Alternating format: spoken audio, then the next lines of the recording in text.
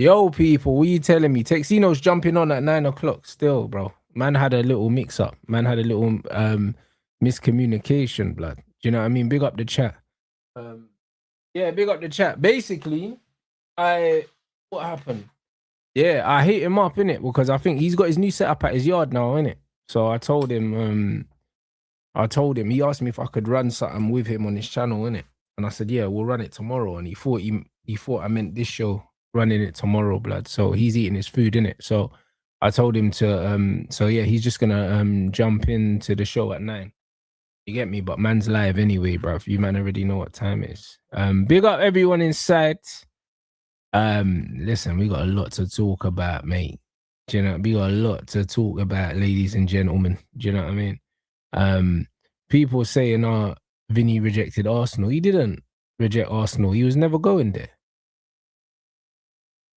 Do you know what I'm saying? Like, he didn't reject Arsenal. I can't lie. Vinicius rejecting Arsenal would imply that he ever had any intent in going to Arsenal Football Club, and he never did. Do you know what I'm saying? So he didn't reject Arsenal. He used Arsenal to get a better deal at Real Madrid, and it worked. Do you know what I'm saying? Like, Arsenal never stood a chance of getting Vinicius Jr. So it's just one of these things. Bro, listen, I said it to you lot already, yeah? It would have been career suicide to go to Arsenal. Imagine, yeah, beefing Real Madrid over image rights to then go and play for Arsenal Football Club. Do you know what I'm saying? Like, the only club in this country that have a big enough profile to sign Vinicius Jr. is Manchester United, bro. They're the only club in this country. We're the Real Madrid of England, bro. So when it comes to profiles, Arsenal's profile was never big enough, bro. Never big enough to sign someone like Vinny, bro. Do you know what I'm saying? So it was never going to happen. So I don't know. I don't even know why people entertained it, to be honest. The realistic Arsenal fans didn't entertain it. Do you know what I'm saying? I know there's a few Arsenal fans in the chat here that didn't entertain it because they knew it wasn't going to happen. So, like, I'm not going to be running the Vinny rejected Arsenal prop. He was never going there. He was never going there. Do you know what I'm saying? And any Arsenal fan with any self-awareness knew that he was never going to Arsenal Football Club. You know? Like, I said it yesterday and the day before that. All the discourse about Vinny was about money. It wasn't about being unhappy at Real Madrid. It wasn't about him not wanting to play for Jose. He categorically made everyone to know it was only about the money. It was only about the money, and his first choice was to stay at Real Madrid, and they gave him the money, so he's staying. You know? Man said some guys are dumb. Who leaves Real Madrid in their prime? And a Brazilian at that, he was never leaving. Like, why the fuck would you leave Madrid? But this is what I'm saying. This is what I'm saying. Like, the reality is, yeah, the reality is, I don't rate Vinicius like that. Do you know what I mean? And I stand by it. Like, if Arsenal would have signed Vinny, I would, bro, man was like, oh, man would have been, bro, there's nothing scary about Vinicius Jr., bro. I just don't rate the guy. Like, Cunha was literally better than Vinicius in the World Cup, bro, and we've got him. I'm not scared of Vinicius. I don't rate him like that. He can produce moments, but so can Rashford. Do you know what I'm saying? Like, Vinny's, nah. But he was never going to Arsenal. He was never going there. So I can't lie. This don't feel like, I don't know. Some people are acting online like they see this as like a moral victory, like, right, because Arsenal got rejected. But Arsenal were never in the race. It was never in the race, bro. You know them, man. It's crazy. It's like a thing using you, yeah, to make her boyfriend jealous. Do you know what I'm saying? Like, you was never gonna wife that. Do you know what I'm saying? She just needed to use you to get my man's attention. That's all it was, bro. Do you know, you was collateral damage. That's all it is. Arsenal were collateral damage in the negotiation. You know? That's all it was. So I just, yeah, I'm not here for all that. I'm not here for all that, man. Do you know what I'm saying? The love letters to Vinny and all them things there, that's crazy. It's crazy. Vivell wants IC fees, bro, needs to be stepped. We've just announced that signing of that, I think Colombian youth, the young G, but I thought we signed him already. I can't lie. I've seen his name so many times. I thought we signed him already, bro, and he was out on loan or something like that, bro. I thought we signed that guy already, but I swear that's the young youth that was the captain or something. He captained either his last club or his national team for his age or something. I swear. That's the brother I've seen comps of. I thought we signed him already. Do you know what I'm saying? I thought we'd signed him already. So, yeah, the Orozco youth. But he looks good. Yeah, we signed him ages. That's what I thought. So why they saying we signed him now? Do you know what I'm saying? Okay. Oh, so he's just cutting through now. Because I was thinking, I thought we signed this youth already. These lot trying to make it like we just signed someone. I was like, we didn't just sign this sprayer. I thought he played for us already. Okay, so we signed him on a pre-contract thing, but we announced it today because he's old enough to... Okay. This is what I'm thinking. This is what I was thinking. I was bare confused. I was like, what the hell's going on, guys? Because that man tried to make it look like it's a new signing. I swear down, like I'm familiar with his name to the point where I was like, I swear he plays for us right now. So, interesting. Interesting. Rodri going Barca. Yeah, the Rodri to Barcelona thing is weird, you know. I can't lie. That's come up out of nowhere. That just makes me think right now that, and I might agree with Rodri. Maybe Rodri thinks that Man City's a sinking ship now. Pep's gone, you know. I'll be real. That and the fact that he probably just wants to go back to Spain. But he probably thinks that Man City's just a sinking ship. Bernardo's left. He probably thinks, yo, these men are done out here now. Do you know what I'm saying? Because man's gone from Real Madrid to Barcelona. And the truth be told, I always said that Rodri is not a Jose Mourinho signing. There's no way Jose was like pushing to sign Rodri, bro, with, you get me, with man's biscuit knees, bro. Like no one was pushing to sign that, brother. Like Jose likes the Wakanda ballers. So to me, yeah, that the Rodri to Real Madrid thing never really made sense to me. That's why I always thought that maybe he was using them to get a new deal as well. That's what I thought, innit? But now I'm seeing Barcelona's name as well. It could just mean that he just wants to go back to Spain and he just sees Man City as done out, you know. You know what I'm saying? Like, it could be that. Do you know what I'm saying? It could be that. Because, yeah, to go from Real Madrid to Barcelona, it's either he really, really wants to go Spain and he's done with City, or he just wants a new deal. It's one of the two. But I'm not really sure which one it is. I'm not sure which one it is. If he ends up going to Barcelona, I'll be surprised, just because I don't think Barca can afford to pay what Man City would demand for him. So, I don't know, man. I don't know. If there's any City fans in the chat, can let me know, innit? Man saying that he suits Barcelona, but yeah, not Flick's Barca. He's not a Hansi Flick player, bro. Like, he's not mobile enough. That's the one thing I would say. Like, that's why I'm not really sure. If this was the old Barcelona under an Enrique or something, or even just the pre-Flick Barcelona, where they played a bit more controlled than that, I would say yes. But nah, bro, it's mad. Oh, big up for the super chat, my bro. I just wanted to say thank you for being a sane, calm voice in a sea of negative streamers. Are really making it seem as though we're the worst run club in the world. Bro, listen, guys, you man know, innit, more often than not, yeah, on this channel, you're gonna get a very different opinion to what you're getting for the most part anywhere else, innit?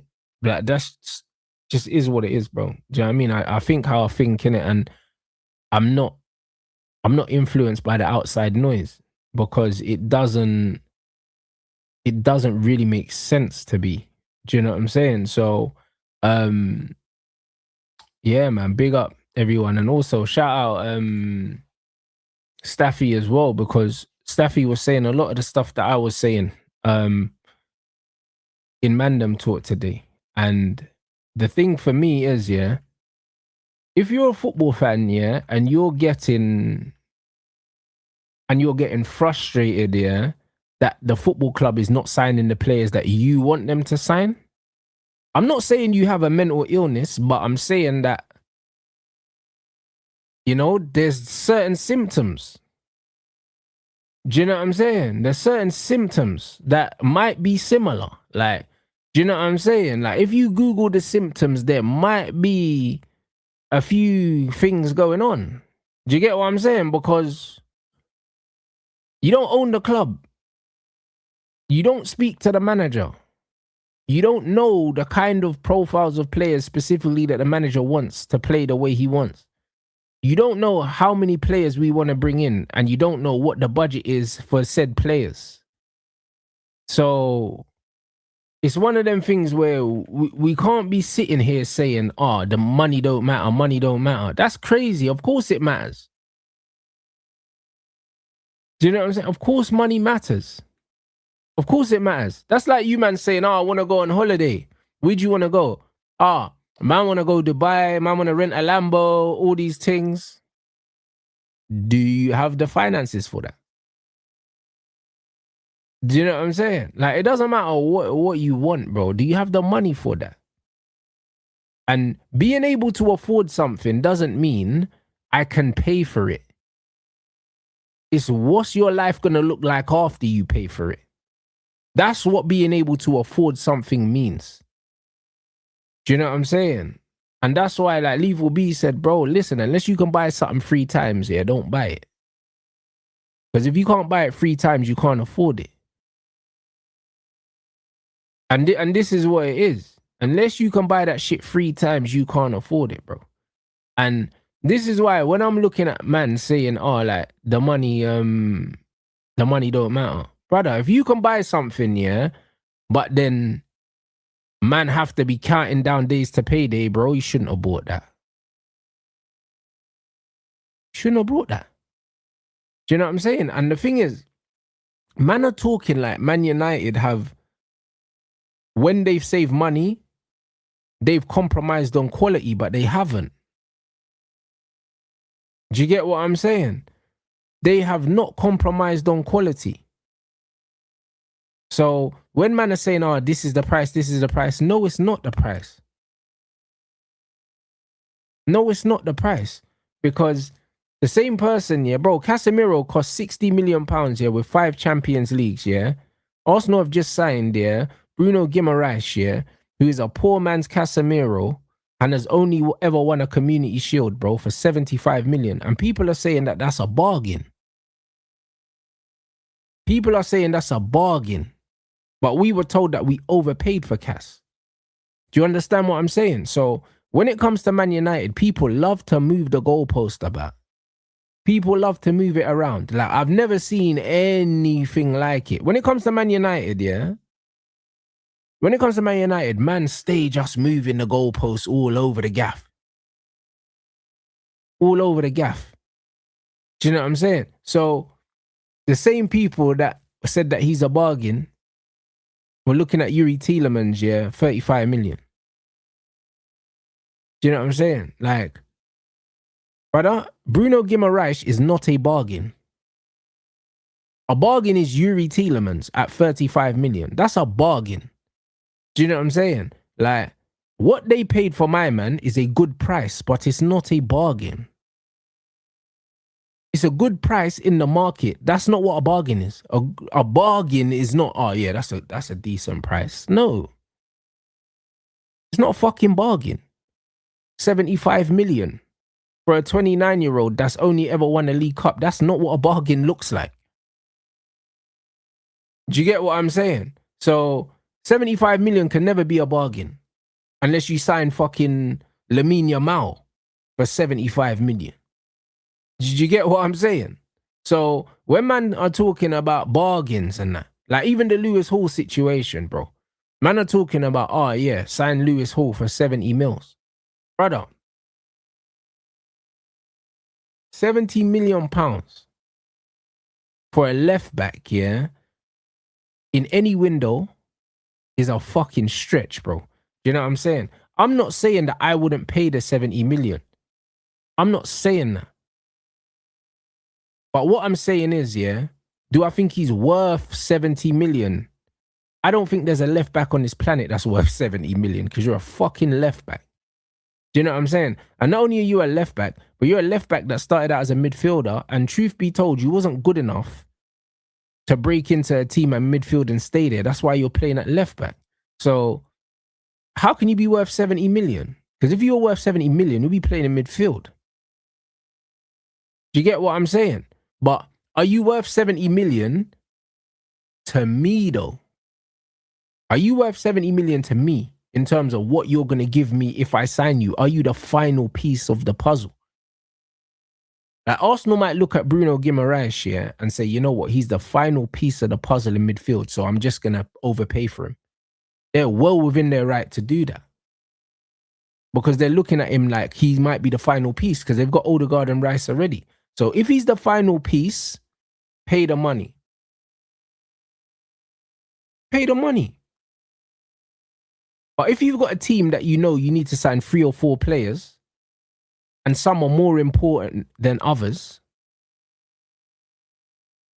you're not worth 70 because Sanderberg in midfield, yeah, or a player of that ilk, yeah, is way more important than a left back. Way more important. He's not the final piece, Rickin. He's not. But I'm saying for argument's sake, Arteta might believe that.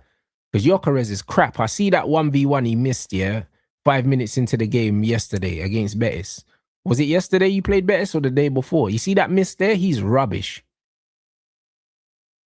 Gyökeres might be bottom 3 strikers in the league. That's how bad he is. Do you know what I'm saying? So, it's one of them ones. He's crap.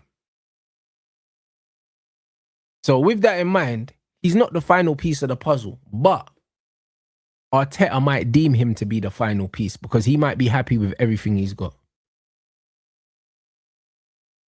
Do you know what I mean? So, the Lewis Hall situation is as follows. And to read the super chat, why people frustrated with Lewis Hall, he's not prime Marcelo, Lizarazu, De Boer, Evra, Carlos. There must be other left backs below 70. Not David, not only must there be, there fucking is, bro. Do you know what I'm saying? The same way they went and they found Senny Lomans, yeah? And they went and they found fucking Aiden Heaven, yeah? And they found Patrick Dorgu. You're trying to tell me they can't find a fucking left back as good as Lewis Hall on this whole planet, bro? Of course they can. Of course they can. Lewis Hall's a good left back, but at the same time, we all rate him so highly because we know him, bruv. He's English. He came through Chelsea. He came through at Chelsea, and he's been playing in the Prem for a while. So he's familiar to us. The same way Adam Wharton's familiar to us. But there might be a fucking Adam Wharton in Spain, yeah? But we don't know because we don't watch all of the teams, bro. Do you get what I'm saying? So familiarity has man believing that that's all that's out there, bro. Do you know what I'm saying? Like, bro, it's familiarity. That's all it is. Like, I think he's a very good left back, but he's still a fucking left back, bro. I think he's the best left back in the league, but I think it's not hard to be a good left back, bro. I'll be real. It's not hard, bro. We've seen, yeah? We've seen teams are turning midfielders into left backs. They turned O'Reilly into a left back. We saw fucking Fabian Delph at left back. That man won the league. Man has seen fucking Rico Lewis as a right back. Man has seen fucking Lewis Skelly as a left back. Brother, man, I even seen what's his name play left back. Fucking Camavinga, bro. Them man are dashing midfielders at fullback now and they're just doing jobs, bro. I can't lie. They're just doing that. So, Zinchenko we seen as well. Brother, Nunes was bought as a midfielder and was rubbish. And he's one of the best right backs in the league now. Period. What I saw in Nunes, yeah, that second half of the season, he was the best right back in the league. He was the best. And he was a midfielder. And Nunes never cost 70 million, bro. And they bought him as a midfielder. I think they bought him for like 45 mil or something like that. So no one's going to sit here and tell me, yeah, that if we don't spend 75 fucking million pounds or 70 million pounds on a left back, yeah, we're cooked. No one can tell me that. No one can tell me that. Because they can go and get me a technically sound fucking midfielder turned fullback here from Spain for 25 million that can do what Lewis Hall does. We just won't know him. We just won't know him. So instead of man getting upset because we're not getting players or we're not getting linked with the players that they want, use your common sense. Because in no other window would anyone say that it makes sense to spend 70 million on a fullback. No window. No window, bruv. So all of this uproar, yeah, is simply because man are not getting the players that they want. And for me, that's a mental illness. That's a mental illness, bro. Because you're not playing a video game. You don't get to choose who the team buys, bro. Like in my whole life supporting Manchester United, yeah, I can count on one hand, yeah, when I wanted a player and the club actually just went out and bought them. Like it never happens. I don't have control over transfers. Do you know what I'm saying? Like it's never happened. Like Ronaldinho was my goal and I wanted Ronaldinho. We didn't get him. We didn't get him. Do you know what I'm saying? Like man wasn't sitting here saying, oh, Man United need to buy this player and we actually bought them. Who's the last player that man said, yo, that I really want us to sign them and then we signed? Probably Cunha. I was looking at Cunha and I was like, yeah, Cunha looks like a Man United player. I'd love to have Cunha at Man United. Then Cunha signed. Even the Robin Van Persie one, yeah? Robin Van Persie, everyone loved Van Persie, but we didn't think he was available. Like no Man United fan was looking at Van Persie at Arsenal saying, oh, we should buy him because we didn't think it would ever be possible to buy him. Do you get what I'm saying? So, like as a football fan, that man can count probably on one hand. Paul Pogba was one of them. Yeah, Sancho probably was one of them. But again, I'm talking about players that I wanted before they were linked with the club. That's what I'm talking about. Not players I wanted when they were linked with the club. I'm talking about before. Like, bro, I'm struggling. I'm actually struggling. A lot of the time we sign players, yeah, and I'm not really, you get me? I wasn't saying to Man United, oh, go sign Rio Ferdinand. Go sign Nemanja Vidic. Like, I wasn't doing that. I wasn't like, go sign fucking Anderson and Nani. Go sign Berbatov. Like, no. Like, man wasn't looking at none of these players. Not even Di Maria. Nobody knew that, bruv. Di Maria got kicked out of Real Madrid, bro. No one was sitting here saying, oh, we need to sign Di Maria. Even Varane. Brother, when we were linked with Varane, I was like, bro, are you sure? I wasn't even sure about Varane, bro, if I remember correctly. I was like, yo, this player's injury prone. And why does he want to leave Real Madrid? Like, I'm not sure. Why does he want to come to Man United? I feel like that's what my stance was. I can't remember, though. But I feel like that's what my stance was. But the Varane thing was out of nowhere. The Casemiro one was out of nowhere. And I was questioning these things. Do you get what I'm saying? Like, I was questioning them. So, it's a mad one.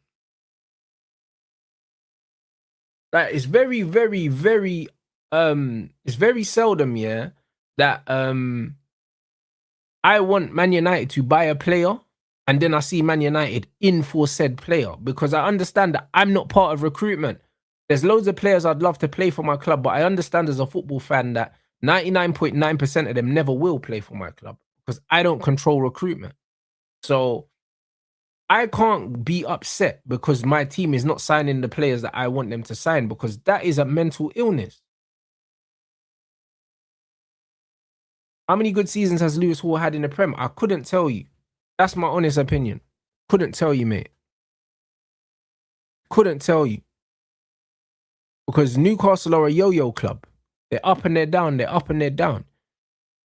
I think he's got bags of ability. Do you know what I'm saying? I like Lewis Hall, bro, but I'm not going to sit here and say we need him. Because saying we need him means if we don't get him, we're fucked. I don't agree. I don't agree.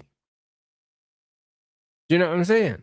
Like, that's crazy. Man said we need Lewis Hall. Man are talking about Lewis Hall like these man are like we're going in for Vitinha or Pedri or something. Like, it's Lewis Hall, bruv. Do you get what I'm saying? Like, man, bro, some people give your head a wobble, like. Do you know what I'm saying? Like, it's crazy to me, bro. Like, he's a good player. Do you know what I'm saying? But man are talking about him like there's not other players in the world that have similar attributes that we can get to play there. Like, we literally saw, yeah, bro, they're talking about him like he's Marcelo. We literally saw, and this is what Man United fans do. Man United fans gas up players so much, yeah, that they almost become better than they really are in man's head, bro. They done the same thing with Beleba, and they done the same thing with Mateus Fernandes as well. They turned Mateus Fernandes, yeah, into Luka Modric, bro, in like 3 months. That's what they did. They turned him into Luka Modric in 3 months. And the reason why, yeah, I said, yeah, I would be looking at someone like a Lewis Skelly as well is because he's got similar attributes to Lewis Hall. They're both left-footed. They're both ex-midfield players. They're both decent under pressure in terms of ball carrying and press resistance because they're midfielders, and you can tell they're midfielders. So there's no reason why man can't get another player of that profile, bro. Like, everyone can agree, yeah, that, bro, Nico O'Reilly just had a breakout season for Manchester City. At left back, he's a midfielder, bro. He's a midfielder and he's a youth team player. So if you're telling me that you have to go and spend 70 million, yeah, on a left back to get a left back that can play well there, you're crazy. You're fucking crazy. Do you know what I'm saying? Like, you don't need to spend 70 million. You just need to identify a player with the right attributes, depending on how Carrick wants them to play. If he wants them to play higher up the pitch. That's literally what we pay people for. That's what we pay people for. Like, man is saying that Hall's better than Lewis Skelly. Bro, he might be. He might be, but listen to what I'm saying. The team that wins trophies, yeah, doesn't necessarily have the best players in every position. They just have good players that know how to play their position. You don't need the best striker in the league to win the league, or Arsenal wouldn't have won it. You don't need the best wingers in the league to win the league, or Arsenal wouldn't have won it. Do you see where I'm going with this?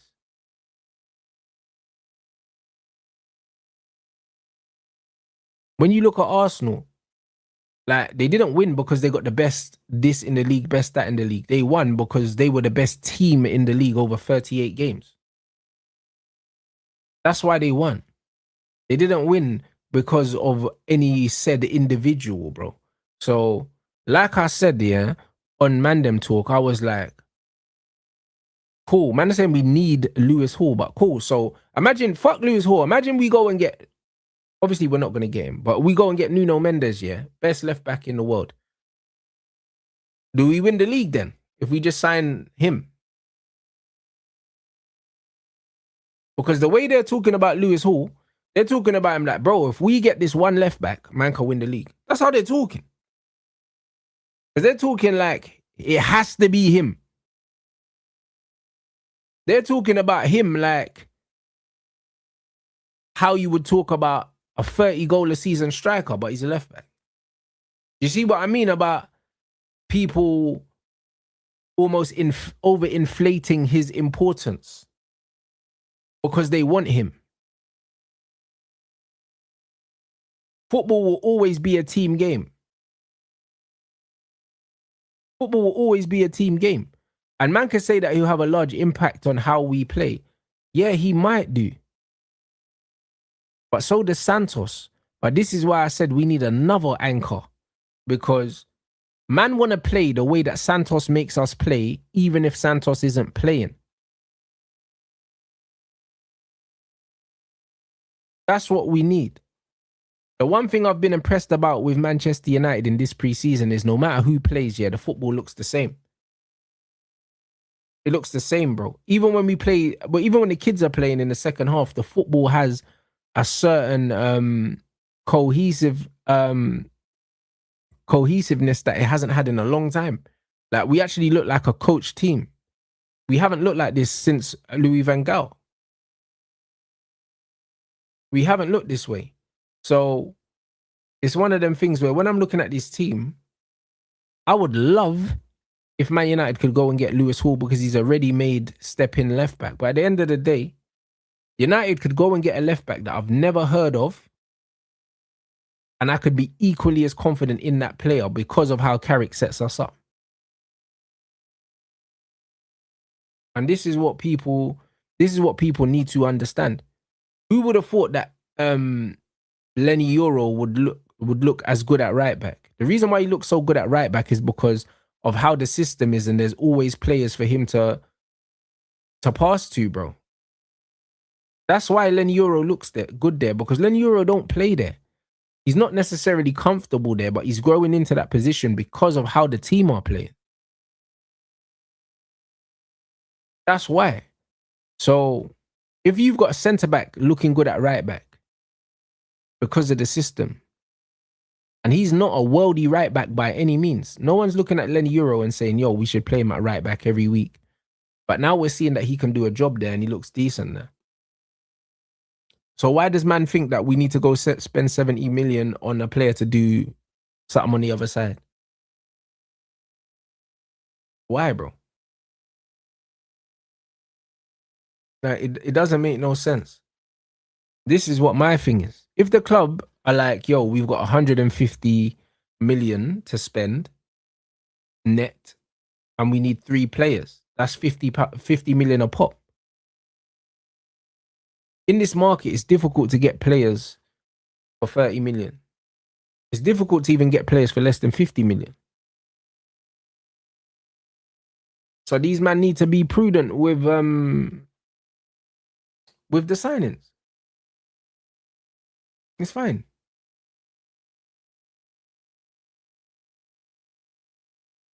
Man said, what do you think we still need to do to challenge for the league then? How many seasons away? Bro, what do you call challenging for the league? What do you call challenging for the league? Because, like, for instance, yeah, like when they were trying to gaslight Staffy on the show earlier, and Staffy was saying, yo, like, who's improved to the point where they're better than us? And if anything, City have weakened, yeah. And they were saying, oh, so what? You're going to be in a title race? You're going to be in a title race? Brother, you can finish second and not be in a title race. We've seen Man United finish second and finish miles away from first. So just because you finished second, it doesn't mean you was in a title race. Just because you finished second, it doesn't mean you competed. Because we've seen Liverpool run away with the league and pretty much be champions by by February, like. Do you see what I mean? Like, we've seen it. So just because you're second in the league don't mean you're challenging. It doesn't mean that. So what the hell does challenging mean, bro? Do you know what I'm saying? What does challenging mean? Do you think that we can do I think that we can finish closer to Arsenal than we did last season? Yes, I do. But that might still not mean that that might still not mean that we challenge. It might not mean that, because I think we are 14 points off them. So if we finish 10 points off them next season, still not a challenge. 10 points is a 4-game swing, bro. I wouldn't say that's a challenge. So again, what does challenge mean?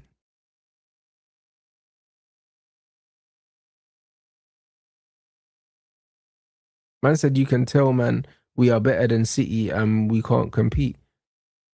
But the thing is, yeah, the thing is with Manchester City, as things stand right now, yeah, I'd fancy my chances against Manchester City, especially if Rodri leaves, yeah, and they've got a new manager. I could see Man United sticking it on Man City next season. However, that's not because Man are massively, massively better than last season. It could just be that City are worse than last season. Do you get what I'm saying?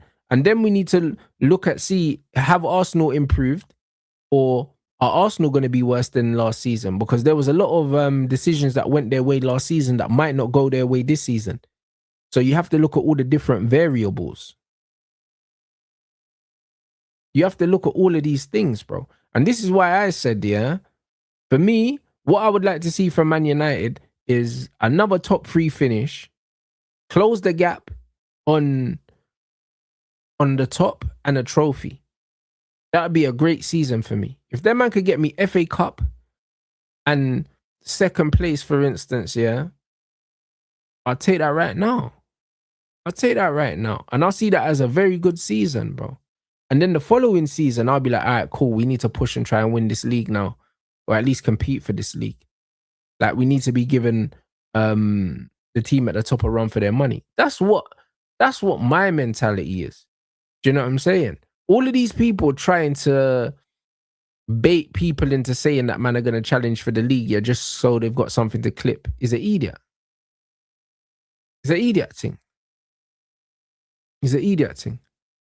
I think people are going to be surprised anyway by Arsenal next season. I don't think they're going to be as good as people think. I really don't think they are. Do you know what I'm saying? I think a lot of people are over... what word am I looking for? I think people are overestimating, yeah, how fortuitous their season was last season. There was just a lot of things that went their way last season that I just don't believe are going to go their way this season. Because, like, when you actually look, yeah, when you look at the cold, hard facts, yeah, and the probabilities on that, brother, they cheated death so many times last season, bro. And it's just like, it's not possible to play that shit and just keep getting over the line again and again and again. At some point,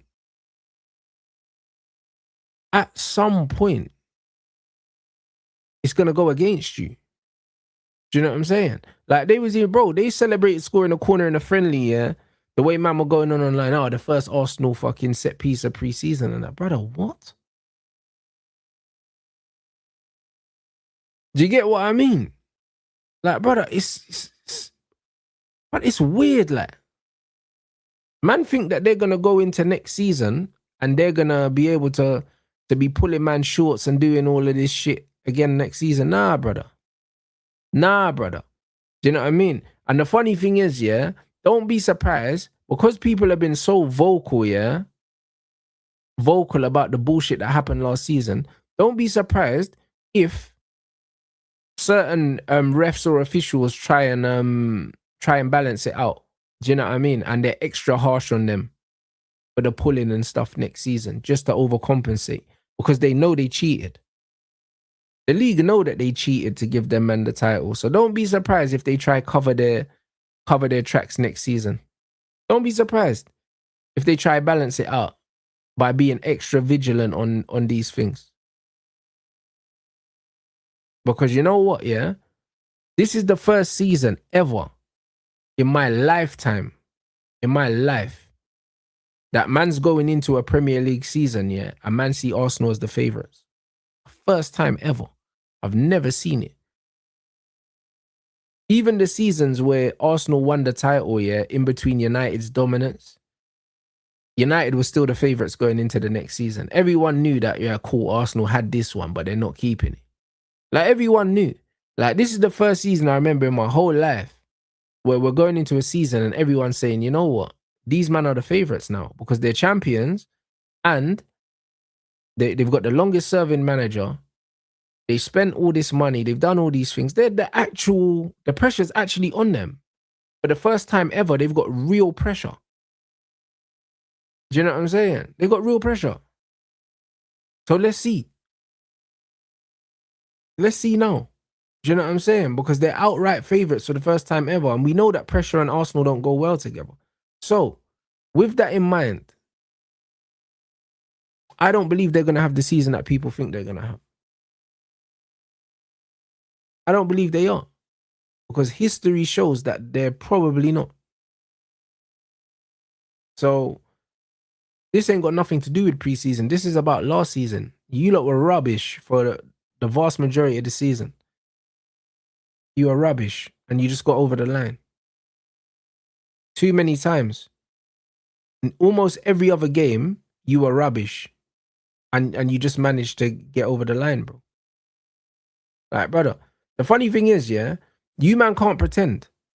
Because, bro, you know the amount of times, yeah, where Arsenal were playing and man are in my chat, they're not watching the game. They're not watching the game. There's bare Arsenal man that stopped watching Arsenal because it was unwatchable. So it's one of them things where man have to keep it 100. Man have to keep it all the way 100. So man have got a long way to go from playing the way you played last season to think that you can play that way again and win again. You know what I mean? It's just not going to happen. It's absolutely not going to happen. So they're going to have to show us something that they haven't shown us up until this point under this manager. And I'm not saying that they can't do it, but when I look at their attack, I don't know, innit? That's why maybe they thought Vinny would have been the game changer. Because when I look at them man's attack, bro, like, I don't know how they can change it, bro. With Noni Madueke and Bukayo Saka and Martinelli, that and Havertz and that. I don't know how you turn that into a potent team. I don't know how you turn that into that. I don't know. So it'll be interesting. I said City are cooked. Oh, City might be cooked. You know what I'm saying? They might be cooked. But this is what I'm saying. Like, the truth is, nobody knows what's going to happen. United could end up here being, yeah, in a 3-horse race next season, yeah, just because of how bad everyone else is. It's a possibility. It's a possibility. But there's so many different variables. Do you know what I mean? We can look at, like, who were the teams that made Europe? Sunderland, Bournemouth, and was it Brentford or Brighton?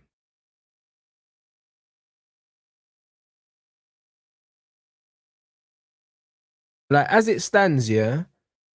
As it stands, Palace. No, but Palace won a trophy, to get there. It's Brighton. So, yeah, as it stands, all 4 of those teams, yeah, all of those teams don't have massive squads. So, with that in mind, yeah, them 4 teams could all struggle in the league because they don't have the depth to play in multiple competitions. So, they could fall off a cliff. They could easily fall off a cliff, and then it could mean that the top 8 looks completely different, and there are other teams that start sneaking their way into these European places that maybe you didn't think were going to be there. There's a possibility that could happen. Do you get what I'm saying?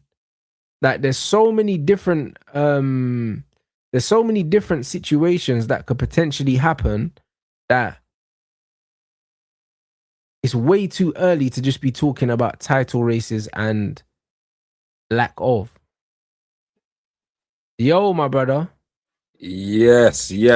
Apologies, man. Apologies for the black man timing, bro. Obviously, there was a misunderstanding there, innit? Yeah, it's calm as well. It's calm. I told him anyway. Yeah. Cool. Big up the chat, man. Big up the chat. Where were you, man? Where were you? What were you talking about, my bro? Nah, we were just talking about the title race, bro. Because man was saying, bro, this is the first season in my life that Arsenal have been under the pressure of actually being favourites to win the league, bro. That's true. And I mean, they are only favourites as well, just based off being the current champions.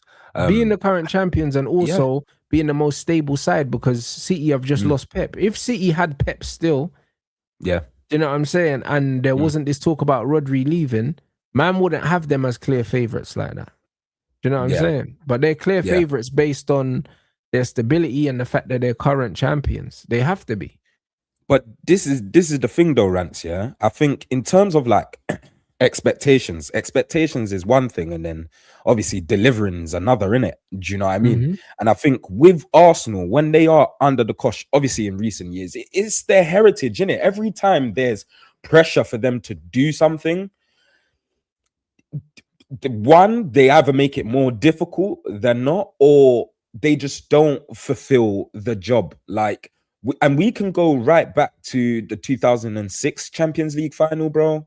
And then obviously you've got Birmingham. I remember Birmingham. I think it was, what was that? Carling That was Cup? the League Cup. That Like, was Obafemi Martins, isn't it? yep, Obafemi Martins, bro. And it was a massive mistake from, was it Almunia them times? Someone, but I just remember, Yeah. you know, it was So, wicked. I remember yeah, that go on. day perfectly. I know where I was. I was in the gym, Same. broski. I Yeah, was in yeah. the gym, rude boy. And I remember I was walking across like the balcony in the gym, blood, walking across the upstairs. And I looked at the TV screen and I saw an Arsenal fan with his head under the seat, blood, like in the stadium. Like his head was under In the seat. stadium. Brother, bro, Whoa. Sky Sports panned to the bro because I missed the goal, blood. Man was walking the bro. You know they always have Sky Sports on in the gym. Yeah, yeah. You know them one. So, bro, the game yeah. was on the screen. And man's going now to go next exercise, and that man's walking. So I've missed the goal. I've turned around and I've seen the camera just panning on a brother whose head was under the seat. An Arsenal fan, and I said, no way. And then I caught the goal on the replay. I just saw the Arsenal fan under the seat, blood.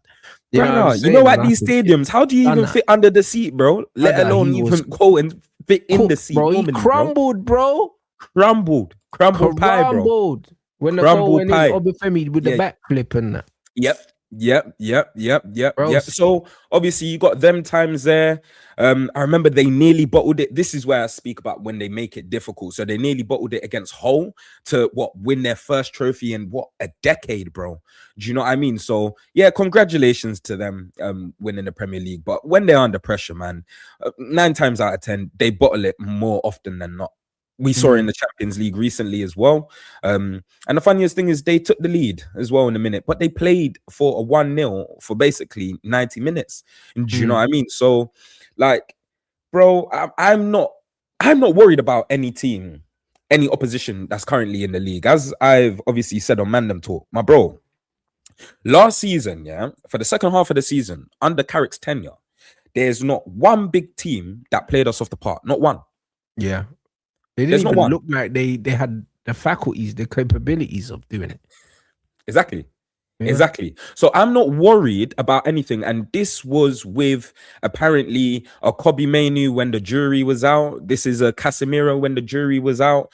Now that was the partner in double pivot that took us over the line. Like, it's how ironic, innit? Do you know what I mean? We're talking about footballers here, man. And obviously a manager who understands the players in front of him. Now, when I say that, bro, practically last season, yeah, the reason why there was clearly no style of play is man was trying to get points. Yeah. And even when he done that, we was playing a compact 11 behind the ball, transitional play. But even on the ball, we were looking way more confident and way more structured than we've looked in a very long time. You don't think, bro, they were making songs of our passes, you know, Bruno Cunha, Luke Shaw Cunha.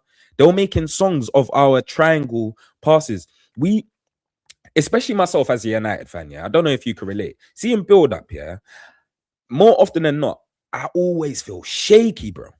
Do you know what I mean? I feel like I'm more at risk when my centre halves are on the ball than not. And when Carrick's come in, I feel more secure when we're in possession of the football. Now, it doesn't mean we've been playing this tiki-taka, fantastic football. It doesn't mean that. But as I said, we've seen good qualities from our better players, which took us over the line. Now, pre-season, yeah, even with the small additions, the young legs, the youngsters, for example, your Shea Lacey's, your Aiden Heavens, Euro. Like, bro, the dynamic of the squad just looks different to me. Like, it just looks different. I believe there's possession with a purpose now. It's not just slow build up. It's not slow build up. The way we create angles, and I'm talking about the basics here, you know. But we're creating angles for the man on the ball. We don't look confused. Everyone looks coached, like they bro, understand for the first time in many years. Exactly. And you can tell, Rants, bro. But the thing that I probably like the most, and this is why people are clearly have been impressed by Santos. We know it's just preseason or whatever it is. But the reason why people have been impressed by Santos is because he's playing direct passes through the heart of the midfield. Do you know what I mean? And that's exactly what we need. And now with Tielemans coming in with that range of passing that he has, alongside that goal threat from outside the box, we've just basically leveled up in build up and in the final third. Do you know what I mean? So I'm not really looking at the fans that are like, oh, I want some big name signings. There's not really a lot of big names out there. I understand why fans might be frustrated by the Lewis Hall thing or whatever, because he does look like a Man United player. I like the player, but again, he's not a generational talent where it's like, oh my God, if we don't get this left back, the whole squad's gonna capitulate. Like, guys, we need to stop acting like this, because I genuinely kind of even see a future, near future, where we might get 2 to 3 signings before the window closes, and then everyone kind of changes their whole morale. Do you know what I mean? Everyone's suddenly optimistic again. You get me? So it's just like, I think patience, bro. United fans have no patience to a point where, bro, they don't make no sense. We sign players for big money, they don't like it. Well, we get lowered into doing these big silly deals or whatever. And then now we're signing players for great value for money, and people are upset. Oh, why are we not spending money? We're Manchester United. But it just reminds you of that why you're not with that jarring ex, bro. Do you know what I mean? It just keep nagging you, bro. You're working in the background. There's clearly evidence. There's method to the madness, right? I love the fact that we're stringent currently at the moment with our vetting process, bro. Do you know what I mean? In the recruitment. Yeah, but that's what prevents man from making the mistakes that we made with Anthony. You know what I mean? With the Sanchos, all these mistakes that we made. Do you know what I mean? Because we didn't do our due diligence. Do you get what I'm saying? So it's one of them ones where if we're going to be a lot more meticulous, because we want to make sure that we're getting these things right, then so be it, bro. You know what I'm saying? I'm completely happy with that, bro. Like, I don't understand why man are getting upset because the team aren't signing the players that they wanted, but all the players they wanted fucking too expensive, bro. Do you know what I mean? You can't say that you want 6 or 7 players and then you think that we should just be spending 70, 80, 90, 100 million on ballers. Like, football don't work like that. Life don't work like that. Facts. You know what I'm saying? I agree, man. I agree. I just think guys are getting way too fussy, man. And look, a lot of these men, are the same man that were willing to give Ruben Amorim time off the back of Manchester United's worst season in modern day football, right? And these are the same men that suddenly have expectations of, if we don't sign a Lewis Hall, then it's over. It's finished. What are you lot doing? We're Manchester United. If we're Manchester United, you wouldn't have been given bums like that even the opportunity. And that's the God's honest truth. Do you know what I mean? I just think people want to be upset for the upset's sake. Bro, devil's advocate nowadays, is just a big thing in like Gen Z, innit? Like, everyone just wants to play devil's advocate for the sake of it. And do you know what I mean? There's a lot of recency bias in today's day and age as well. This whole Elliot Anderson thing. I think if they lose, if City lose Rodri, that guy's gonna suffer, you know, man. That guy's gonna suffer, man. Like, because the amount of responsibility that's gonna fall on him, especially in terms of on the ball, it's like, can he offer that? Rodri does get a significant amount of goals as well. Like, moments as well, big goals, vital goals. Can you provide that? Rodri's a massive miss. Losing Rodri and Bernardo in the same window and Pep is going to be detrimental to Man City. I don't care. Like, it's the intangibles that they're losing. Do you know what I'm saying? It's not even the ability of the players alone. It's the leadership qualities. You've lost two of the biggest leaders in the dressing room and the voice that you've been hearing for many, many, many years. Do you know what I'm saying? Some of them players only signed for the club because Pep was there. So when you're looking at those things, yeah, that is going to hit them harder than people realize. You know, like when Sir Alex Ferguson left Man United, a lot of us were thinking, you know what, like Fergie's left, it's peak. We only know Fergie, but we're Man United, so we'll just be okay. That was the feeling. That was the feeling, you know. We were like, you know what, Fergie's massive, but because we're Man United, we're going to be okay. And we weren't okay. And fair enough, we weren't okay because the club wasn't set up to run without him. Do you know what I'm saying? And obviously, he's partly responsible for that. However, the bottom line is, yeah, like it can take some time, yeah, to adjust to all of those changes for Manchester City. You know I mean, bro, you hit the nail on the head. I think that's the perfect example as well with Fergie. The fact that obviously their whole foundation for the last 10 years or a decade has been built in a certain way. There's been a certain blueprint. To change that and then obviously lose the nucleus as well. Like you're losing the heart and soul, bro. You're losing Pep as well as your Rodri. Do you know what I mean? Yeah. I think it'll be peak, bro. I think if they lose Rodri, but then at the same time, go on. I think that's potentially second place gone, bro. But then at the same time, because of how modern day football is in terms of how unpredictable it is, and you don't even know who's gonna turn up, who's not, you never know what could happen, innit? Especially because someone like they could bring in someone that completely changes the dynamic, plays different, and then they're flying. You know that, man. Like this is football's weird like that, bro. And that's why when people were saying, "Oh, how do you replace Casemiro?" You don't. You don't replace players like Casemiro. The same way you don't replace players like Toni Kroos and Modric and that. You don't replace them. Do you know what I'm saying? You move on from them. That's the way you do. You move on from them. That is the best way to deal with situations like that. You don't replace certain players, bro. You move on. You evolve. Do you know what I mean? And just like I think when Bruno leaves, we'll evolve into a 4-3-3. We're not going to look for another creative number 10. We're not going to do that. We'll move on. And I think that... And that's what you need to do, though, innit?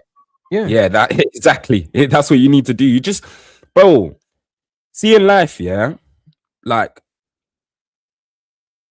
Sometimes you do have to genuinely move on from where you're comfortable, right? And you can't always replace. So, for example, the best example is if you got a Bimmer today and that car broke down and you want the same as that car, don't believe that it's going to run the same way like that broken one did. It could be the best car that you ever had in your life and it's the same make. But then you can get that same whip and then it break down again. And then you're going around spreading the BMWs ain't shit. BMWs ain't shit. Because of your experience. Do you know what I mean? Now, when you look at, again, the teams that have built with cause, bro, like, this is why a Chelsea can kind of flourish with the method they had. Because they've never had a manager to build a whole core through Chelsea.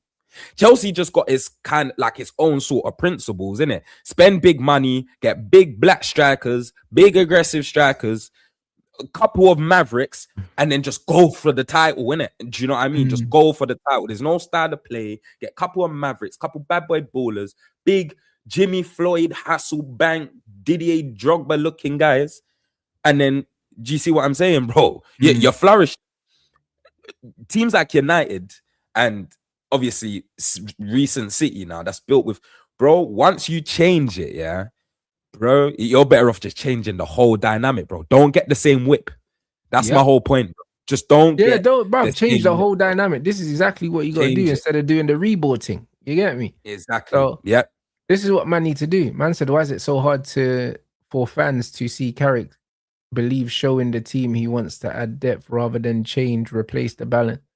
He building a team with trusting them, not playing manager on a PC, bro. But this is it. Carrick's already got the style of play that he wants to play that he's implemented in pre-season. We can all agree that we've played some good football. We've controlled games. We looked very assured. And now he wants to make sure that the squad is bolstered. So no matter who's available and who's not available, we can still play the same football. Because what we don't want and what we've had in previous times is, man were telling me if Lissandro's not there, we can't play out from the back. You know them, man. Man are telling me if we don't have certain players, then we can't do this. If we don't have this, like we saw what happened when we had Cass without Kobe and Kobe without Cass. We saw it.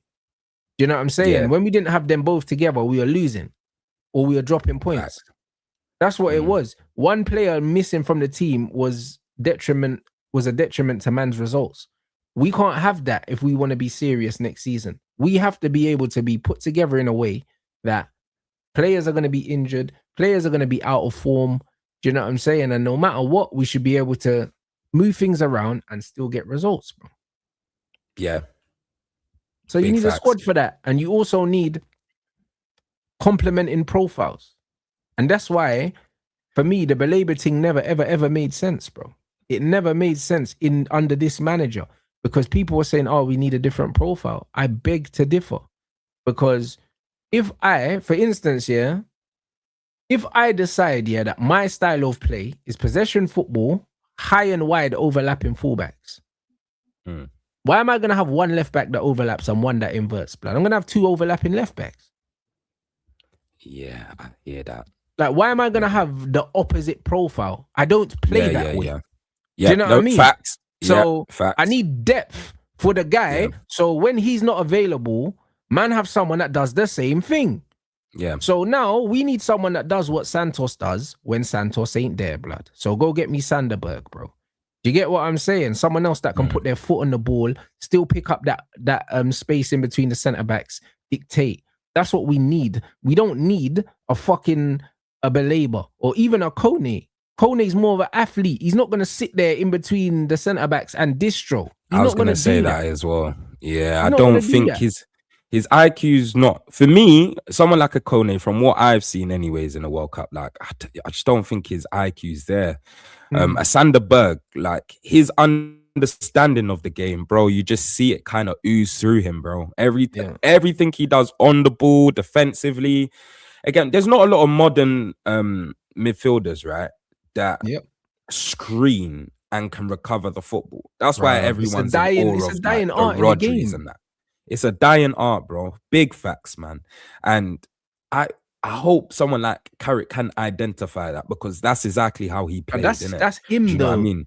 But this is why exactly. I'm optimistic. I'm praying it's Sanderberg because Sanderberg has a lot of Carrick similarities, the way he plays the game, and I think Carrick would like him. Yeah, you know exactly. What I'm saying? I think Carrick would like him because Carrick would see a lot of similarities in their profiles. Yeah, you know what I'm saying? Because that's how he plays. And do you know what I think people forget as well, right? Like players, I say this a lot. Players like ballers connect with ballers, and someone like Sanderberg going into Man United's team, like I just feel like the rest of his colleagues will just appreciate a player like that in the squad. Someone who can just take the pressure off you, play the simple pass. Like he does near enough everything right. He doesn't try and do anything over the top type shit. Do you know what I mean? He is very direct as well. He's good on the half turn, so he could kind of get you out of trouble if you see he's the only option there and he's got a man behind him. Do you know what I mean? You could still trust to just punch the ball into his feet. Like, it's not me just overrating the player, but again, these are the basics, Rants, that are missing in today's day and age. Like, players used to ooze this quality, bro. Like back, especially like the Barclays era, the era that I grew up anyways, man. Like these players were oozing all these qualities that I'm saying now. Now, modern day, like ballers make things look much more difficult because they're so athletic. Hence why the game's much faster, but they're so athletic to a point where like, bro, your PMP guys are a bit Bambi, innit? They're the ones who are Bambi, bro. Like, you're seeing someone like Konate get a big move to Real Madrid now, but back then he's not getting that big move. He's too clumsy. Do you know what I mean? He's clumsy, bro. Do you get what I'm saying? And he's decent with recovery runs, blah, blah, blah. But you would see a player like that at Spurs, bro. That's a centre half that would be like at a Spurs or maybe even at Everton. Not even trying to like disrespect him or anything, because he's better than the Sylvan Distans and that. But you get my point, bro. Yeah, do you know what I mean? That's you get me. It's similar, bro. You get what I'm saying, though, innit? It's that sort of profile, bro. Right. So yeah, man. I think in terms of like today, bro, like I'm rating all these ballers, man. You get what I'm saying?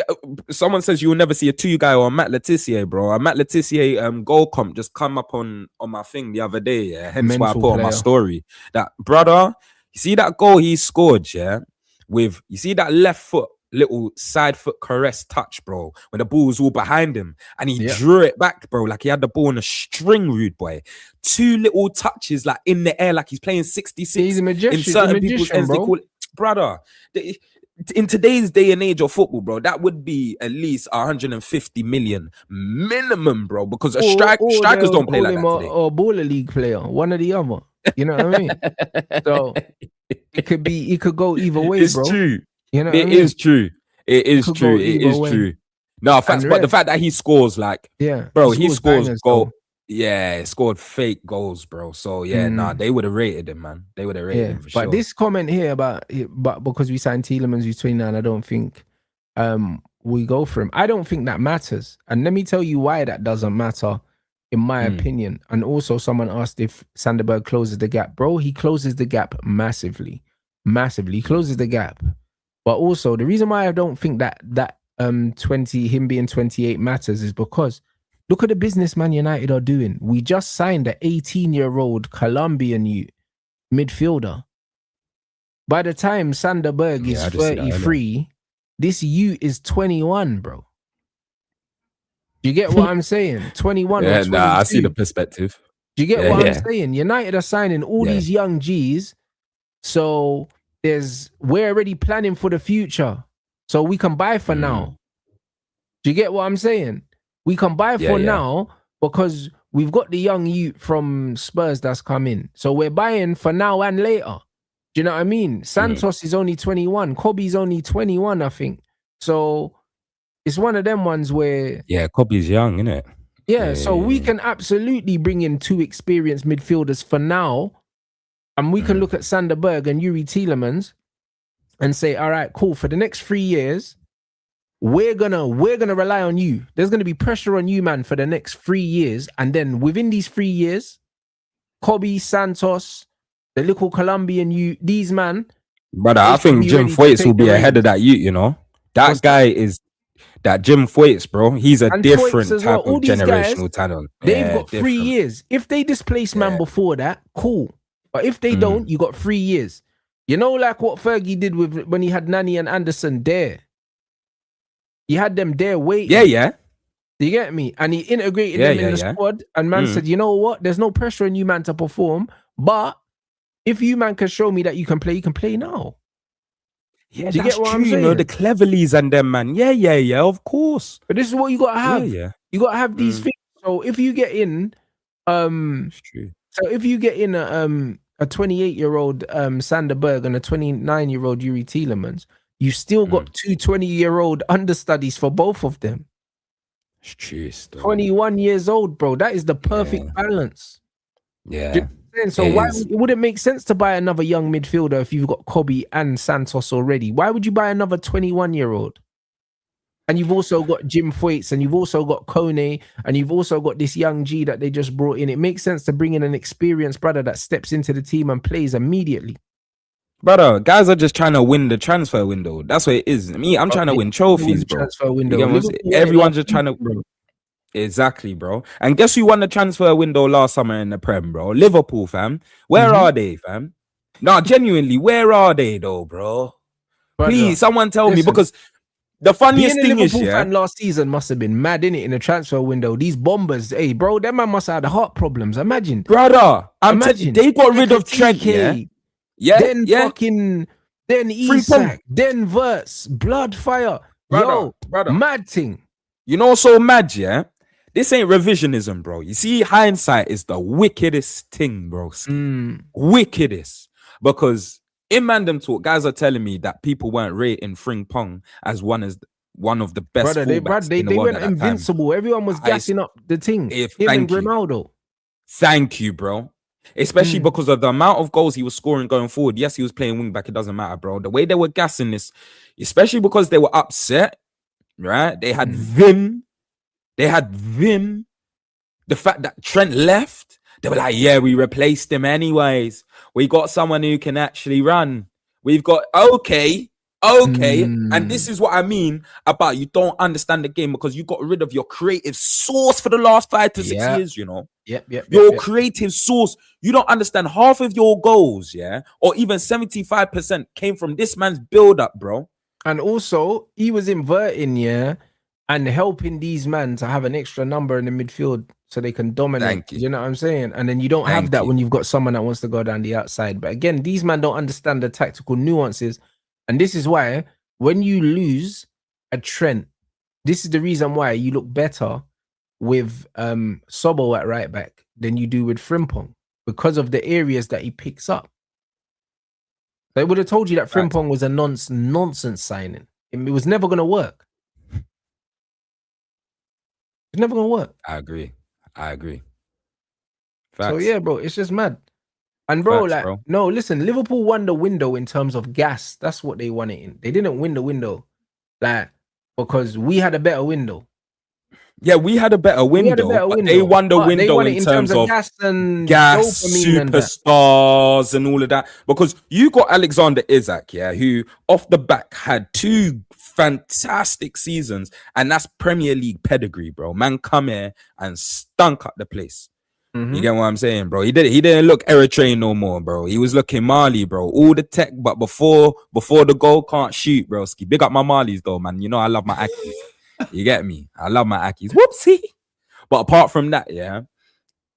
Worse. Let's talk about worse. I heard this guy was the 10.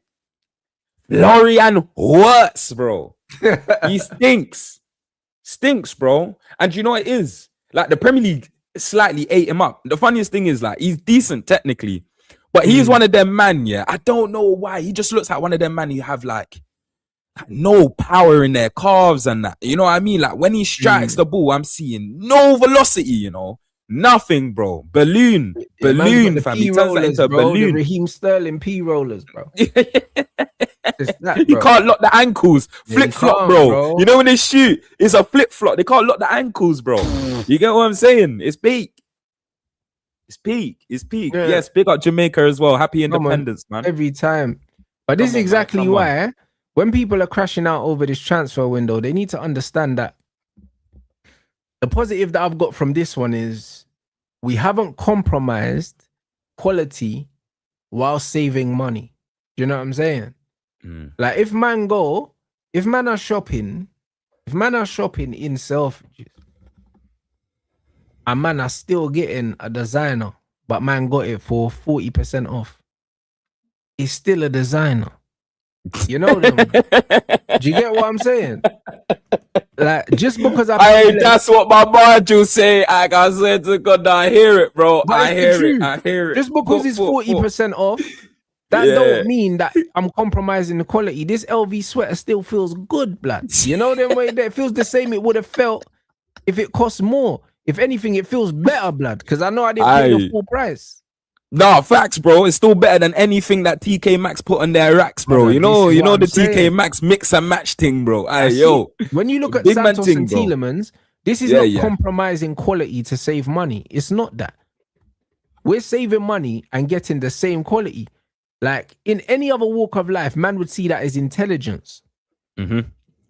Like no one would say to man, you're tight, you know. What do you mean? What do you mean you bought that top for 40% off? You should have given them the full price. Or what? No one's saying that. No one's saying that. Man got 40% off a free bill jumper, you know. Man say, nah, Rants, just give them the free bills. What? Brother, I'm buying that shit and I'm leaving the store, bro, just in case it was a mistake, blood. You know what I mean? Oh, facts. That's crazy. But this is what happens when it's not your dough. People just want to spend it. You know what I mean? With no sense, bro. See, when it's not your dough, but then, bro, when the shoe's on their foot, Brother, guys don't even want to pay to leave the group chat. Guys don't want to pay for a holiday. Guys don't want to pay for nothing, bro. Guys don't even want to pay to go goals. That's it. You know, like you go goals, guys don't even want to pay, bro. Oh, yeah, bro. What did you pay? No, man didn't pay. Did you pay? Yes, I paid, bro. It's 7 quid. You know what I mean, bro? What are we talking about here? So, no, but all fun and jokes aside, though, man, like a bargain is the best thing. And this is how you know there's a method to the madness. Who else knew? Who else knew that Tielemans' release clause was £35 million? Because I promise you, if a Chelsea or something knew or understood that, they would have triggered that. Brother, if other teams knew that he was available for that price, they would have tried to beat us to it. Yep. They would have. Do you know what I mean? Because he's got too much quality, bro. These people are going like, bro, this is not a normal player we've signed, you know? Yeah. He's not a normal player. This is a special footballer, bro. Like, in this Premier League era, bro. And the amount of continuity, consistency, consistent high-level performances he's shown over the years. This is an experienced operator. Like I was even saying, yeah, brother, Bruno and Yuri are so good that even without a preseason, you could trust throwing both of them straight in because they're so experienced at 29 and 32. You could throw them straight into the first game of the season with no preseason and not worry. Yeah. Bro, I'm never worried about Bruno's fitness, you know. I think he's a man possessed, bro, when it comes to staying fit. But this is what I mean. But these men, you know what I mean? Them man there, they don't, because of their age and their experience, you don't need to think, you know, with young players, you say, you know what, they need to get some match rhythm, whatever. Bro, when you've got 29, 30, 31-year-olds, bro, you dash these men straight in there and just tell them to play, bro. Yeah. You get what I'm saying? Yeah. Like, this is what it is. If man started the season, for instance, yeah, with Bruno, Tielemans, and Santos in midfield because we got Berg, yeah, but we, like, he hasn't done preseason with man, and maybe we might want to blood him because Santos has been playing well. If you start with them three, bro, you're not worried, like. Yeah, I agree. You're not worried. It's the experience as well, though, isn't it? Do you know what I mean? It's the experience. So two of your that's three another midfielders, reason why. Yeah. Like, two of your three midfielders, like, over 28, bro. Like, you're calm. Yeah.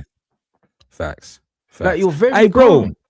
What do you think of the whole uproar of Sky Sports releasing our first and second squad at the current moment, like Man United squad depth? Have you seen that post at all? I haven't, but why would they release that? I'll send it across to you. Did they do it with every other team as well? No, and this is what I mean by agendas, though, innit? Like, I haven't seen this for any other squad. Chat, let me know if I'm talking shit as well. I'm gonna send it to you anyway. They should have done it for Liverpool. Exactly. They even got a second team. Bro, still even do it for the Arsenal, bro. Like, their front four fucking sucks.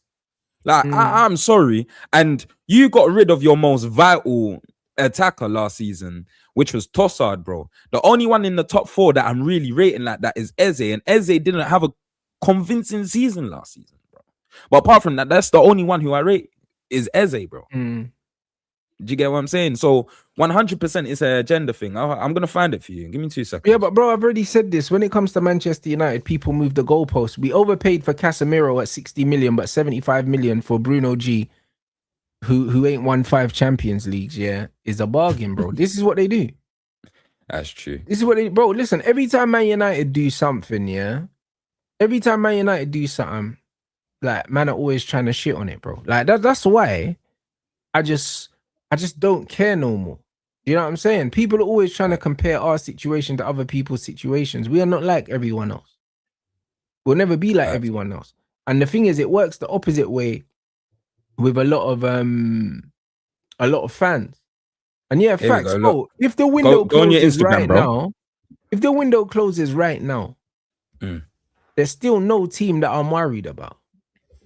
There's no team that I'm worried about. Based on what we did last season, who should we be worried about? Because we put hands on everyone. So who should we be worried about based on last season? Nobody. Do you know what I'm saying? Because a lot of the teams, yeah, they were better last season. Facts. Do you get it? Like, Liverpool were better last season. City were better last season. Do you know what I'm saying? Like, arguably Chelsea are better now. Arguably. But it's to be seen. Do you get what I'm saying? Of course. So out of them, bro, it's like, bro, I'm not worried about these men, bro. But I still know that there's more football to be played. So more football to be played, more of the window to be addressed. So with that in mind, man putting out Man United's first team and second team now, yeah, when there's a whole month to go, who fucking cares, bro? Do you know what I'm saying? Who cares? You see that? Not really, but so they're saying lemons Darlow private chat or something, and then I could put it on the screen. Oh shit! How do I put that in a private chat? What, the link? Yeah. Just paste the link in a private chat, and then I'll open it up on the screen.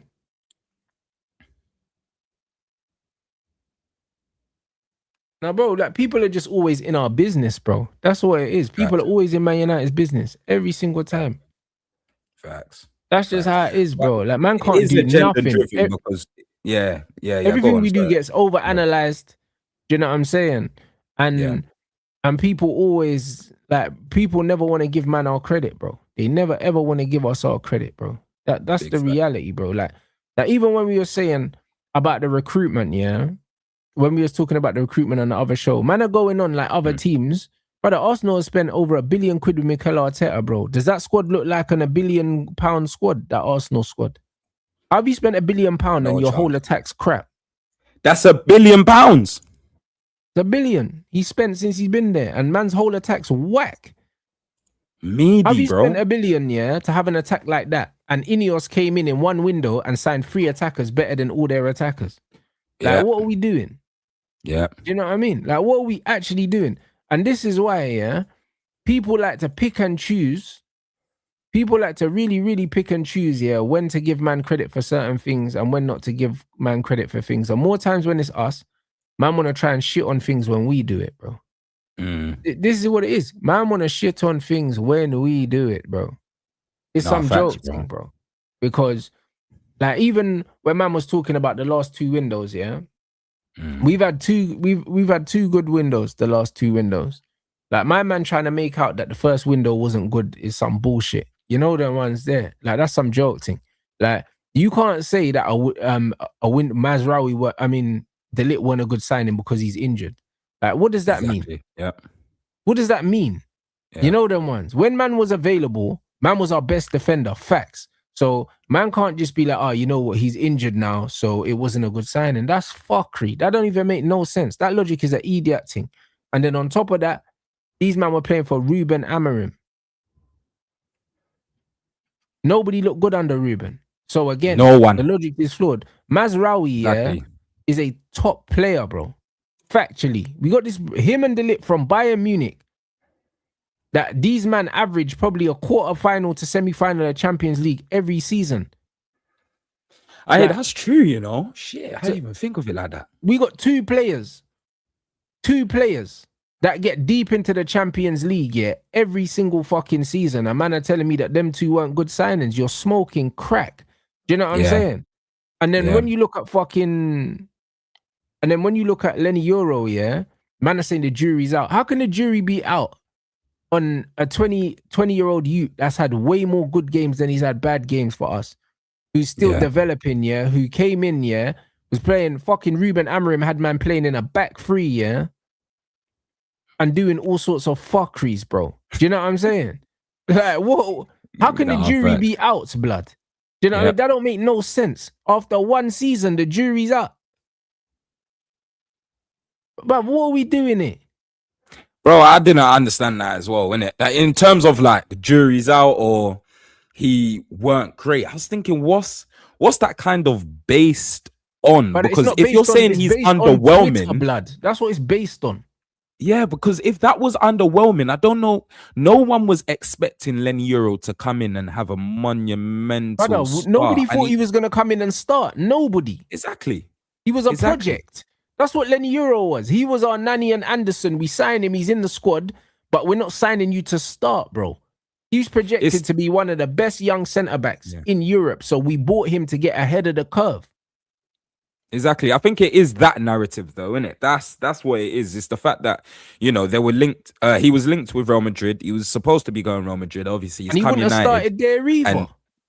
Bro, but Real Madrid go and sign Højsund. Now Højsund, the jury's out on him. Let's talk about that. Do you know what I mean? Again, Let's that talk would about be that. too easy. You know them ones. Exactly. So the jury ain't out on Lenny Euro. That's bollocks. You know them ones there. It's bollocks straight up. Do you know what I mean? Mazraoui and the Champions League quarter semi-finalists every year. There's no jury out. Those are solid signings, and we signed them for a combined 50 M's or something like that. So man, don't even hear no bullshit. Do you know what I'm saying? Yeah. Xerxes is a player, bro. It ain't worked out, not because he's not good at football, but because stylistically, yeah, brother, we've had Ruben Amorim, and now we've got Michael Carrick that play two completely different ways. And stylistically, it just hasn't worked out for the guy. But we've seen the quality that he possesses in glimpses. We have. And the funny thing is, he'll go back to Italy and he'll smash that league to bits. That's what will happen. He's still, bro. He's a baller, man. He's just one who you could tell he like football. He speaks football fluently, bro. Yeah, but this is why, bro. How can I look at a player that plays the game so beautifully, and say that they made a mistake? They didn't make a mistake. It just didn't work out. But the ability's there. I see what they saw when they put the money down. Do you know what I'm saying? They saw a guy that's good at football, and because it hasn't worked out, that doesn't mean that they got it wrong. It doesn't mean that. Yeah. Do you know what I'm saying? Because sometimes some things are just not a good fit, bro. Yeah. Do you know what I'm saying? Sometimes things are not a good fit, blood. You might meet a girl and you get on well, but that don't mean she needs to be your girl, though. Of course not. Of course. You know them ones. Sometimes it's just not a good fit. You know them ones that she's cool, she's pretty and that, but there's certain things you just don't really agree on, and you think fundamentally, you know what, we're not right for each other. Yeah, you get me? Yeah. But that don't mean she ain't a good person. It just means that she's just not your person. Of course, yeah. That's a good analogy still. Do you get what I'm saying? She's just not the one for you. But that don't mean that she's not cool. She's cool, just not for me. Do you know what I'm saying? So man can look at Xerxes and say, you know what, he's a good player, but maybe for what we're doing, we can get someone that fits it a bit better. You know them ones. Yeah, he didn't get a real chance, but here's the thing though. He's had two different managers that want something completely different from both of their strikers. Because truth be told, it's obvious that Carrick prefers Brian in the 9 to Sesko. It's obvious. It's obvious. You know what I'm saying? Like he's played, like Benji almost had to force man to play him. Yeah. Because he was coming off the bench and scoring, and he was still on the bench. Like Carrick weren't trying to start Sesko because Carrick kind of wants the fluid front three reball PSG thing. You can kind of tell. That's what he's trying to do. So he wants like the fast press at the beginning and all that. And Brian gives us that. Sesko don't. You see what I'm saying? Yeah, that's true. Of course, bro. Of course. Because that was my only problem with Sesko last season.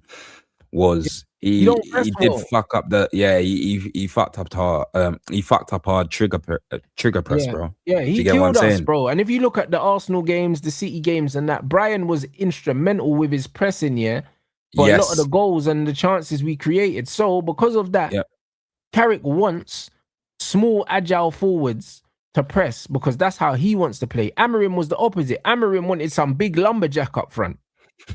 You know what I'm saying? A lumberjack, man, Carabunga. You know them, man. Yeah, so that's what they're on, bro. A completely different profile in striker to what Carrick wanted, and both of them profiles are just not profiles that Josh is. So because of that, it's true. Through no fault of his own, man just don't want him. Exact. Man is saying he lacks intensity. Exact, because that's his style. His style's different. He's more elegant. He's not a brute. Do you know what I'm saying? He can only, but he's because of his style. Is so his style's a bit vague. It's a bit distinct, isn't it? Like you don't really find it anywhere, bro. It's kind of a one-on-one. This is why you have to be a manager that wants that kind of player.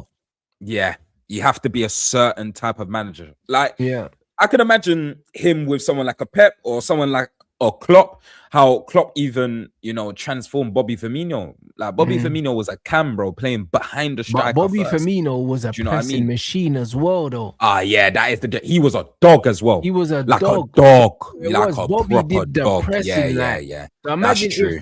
That is true.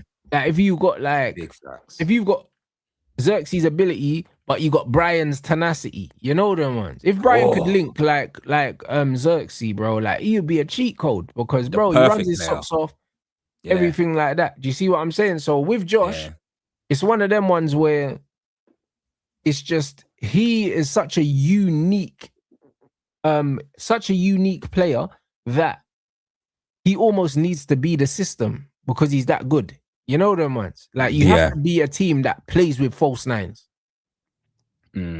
Your whole way of playing has to rely on a false nine. This is why at Bologna he looked amazing because the manager was like, yes, I need my number 9 to drop into the pocket. If that's not your thing, then you're not gonna want a player someone like that. Yeah. It's just but not gonna work because he's not good. So again, for someone to turn around and say that he wasn't a good signing, no, he was a good signing because he's a good player. It just didn't work out.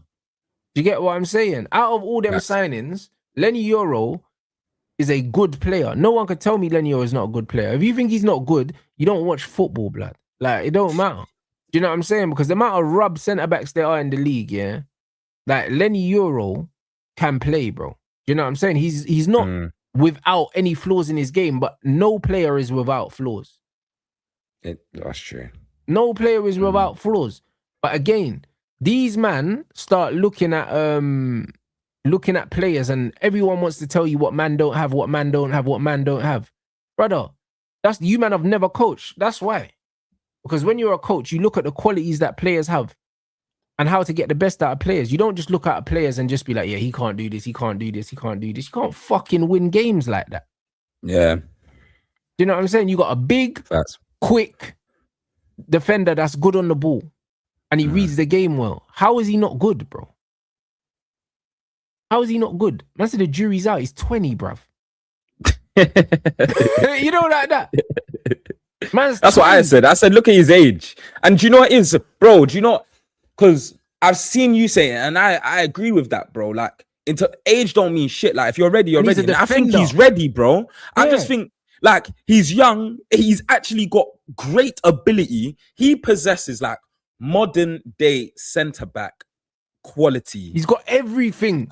Like, everything. He's got the physical specimen side of it. So he's got the physical attributes where we say the recovery runs. He's good in the air. He likes to get there first type of thing. He's strong. For flimsy, man, he's strong. Like, he's aggressive. He can play. So brother, I don't you see them challenges against West Ham. Oh yeah, the 2, and it was two recoveries. Challenges against West Ham. But these men are gonna tell me the jury's out, brother. The jury's out. Yeah. You know what I'm saying? The jury's out, broski. Well, let me tell you something, that's the court for the people who don't pay their universal credit, bro. You know them debt collector courts and that, bro. You get me? No magistrates out there, bro. Them little courts out there that, bro, guys, no baristas, like nothing like that, broski. Dead jury, fam. Who's in front of that jury, bro? What, Jamie Carragher and that? I couldn't give a toss. He told Casemiro, leave the football before the football leaves you.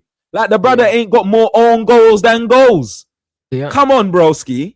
That don't make sense. I've seen this man in an FA Cup final try a back heel and score an own goal. And you're telling me about self-awareness.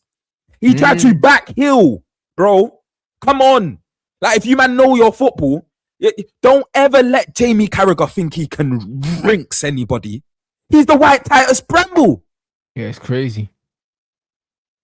It's crazy. Come on, man. But this is it. So when man look at that, Ugarte was the only dud in that because he's got no footballing ability. You know what I'm saying? And then you look at Dorgu and Heaven in January, both hits. And then you go into the next window, and you got Lomans hit. Do you know what I'm saying? Sesko hit. Cunha hit. Brian even is a hit, bro. Like, even though Brian, it hurts my eyes watching him play football sometimes. Do you know what I mean? But it's a hit, bro. Do you know what I'm saying? Because Brian is, for all the stuff that Brian doesn't do on the ball, his deficiencies on the ball, he makes up for it off the ball with his pressing, his work rate, his movement is very good in the box. And he knows where the back of the net is. He's always going to be a threat. So as a squad option, it's a hit, bruv. Do you know what I'm saying? I'm seeing nothing but hits, bro. And all three of the men that I mentioned finished with double figures in the league. All three of them. The only team in the whole league to have 3 players in double figures, bro, are strikers. And I see Mbumo scoring more goals next season as well, because I he did agree. miss a few chances towards the end of the season. You know, like He was at the first snatching half of though. the season. Yeah, first half of the season, bro. Honestly, every chance he had, dispatched. And then I just feel like I don't know if what he said in the interview could be true, innit? Like the lack of games you play, because after Christmas, obviously that's when the FA Cup and the Champions League, it gets intense, and we was in none of them. Do you know what I mean? We was in none of those competitions, bro. So it's like he's resting, he's losing that sort of momentum. And goal scorers, they love to have momentum, man. That's why they have patches, loads They of do. patches. You can't have a 3-hour break when you're on a shooting spree. You know them ones. You got three weeks off. Man's on the shooting serial killer shit. You just don't stop them. Yeah, man's been 3 weeks off, you know, bro. My aiming's off now. You get me? Man's lost the momentum. Come on, man. This is what I keep trying to say with these guys, bro. Like, man, I've had 2 solid windows, bro. We brought in a goalkeeper that we didn't know, who's already one of the best keepers in the league, bro. Like, and we didn't know this guy. Do you know what I mean? How'd you go from being relatively unknown to automatically being top 3 keepers in the league, bro? A man can't, like, brother, that's crazy.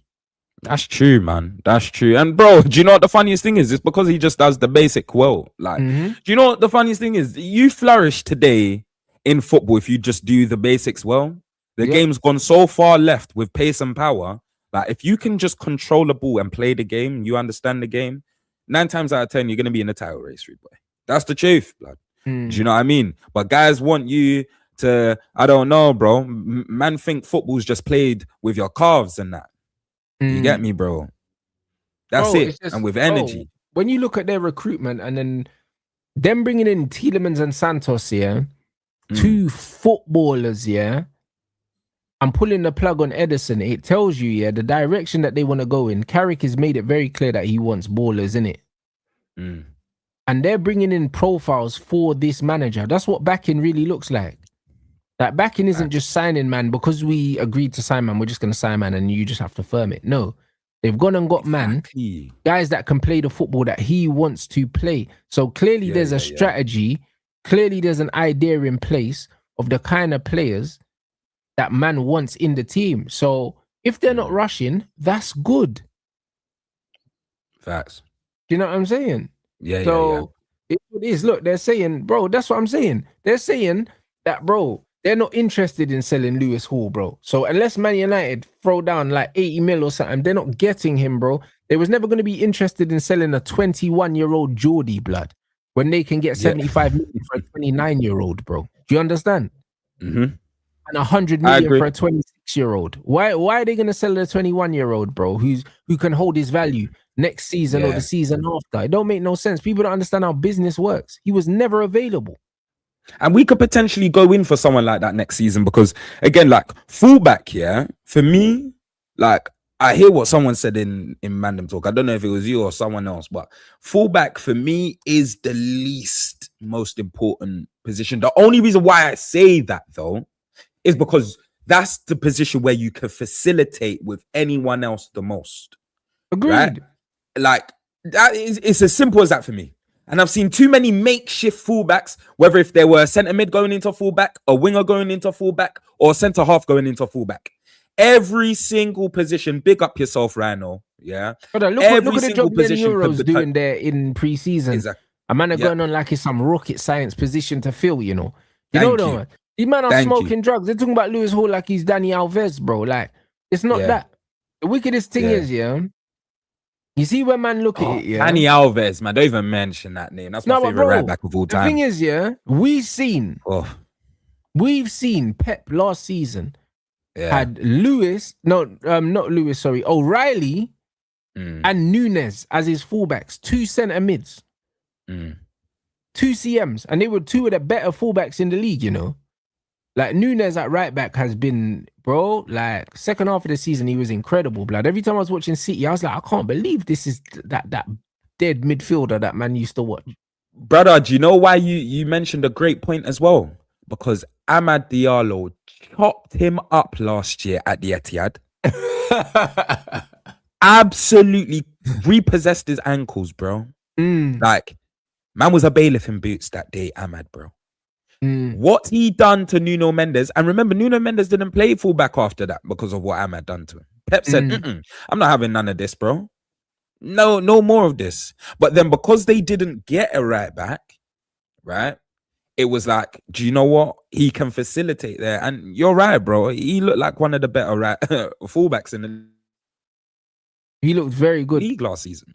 He looked very good, bro. He did. Like, I was impressed. He did. Like, he did. Yeah, and that's what I mean. And O'Reilly was a 10 in the academy. So man's played left back. Do you know what I'm saying? We've seen Lewis Skelly, we've seen Zinchenko, we've seen Delph, we've seen all of these CMs. You know what I mean? Even Reece James was playing was a 6, bro.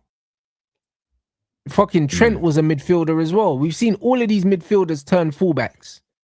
Do you know what I'm saying? Yeah. A man are telling me that we need to spend 70 million to get somebody that can play there. No, we don't. Do you know what I'm saying?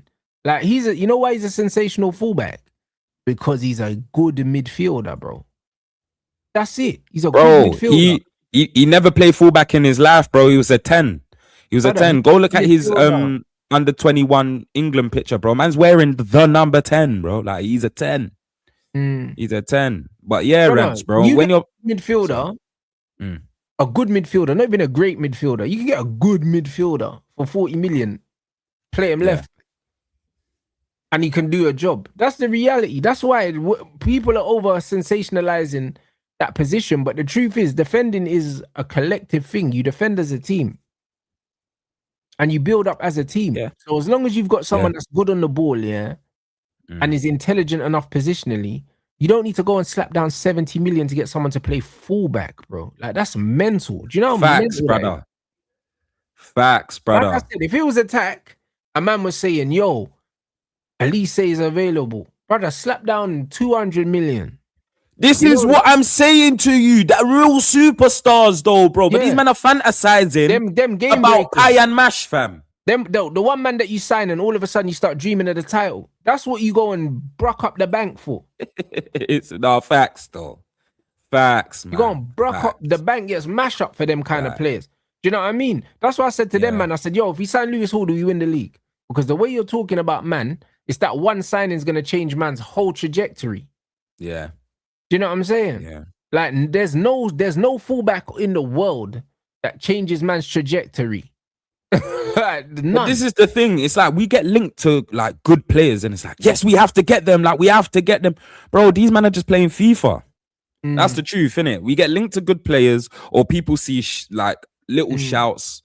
Boom, go get him, go get him, go get him. It's funny, like it's funny. The only people I'll be like that for, as you said, is like the Elises of this world and that, the Pedris, the Vitinhas. Like, do you know what I mean? Only those sorts of players, bro. Like, that's the truth, bro. I don't know who else. Like, there's not a lot of names that stand out. Kvaratskhelia, maybe.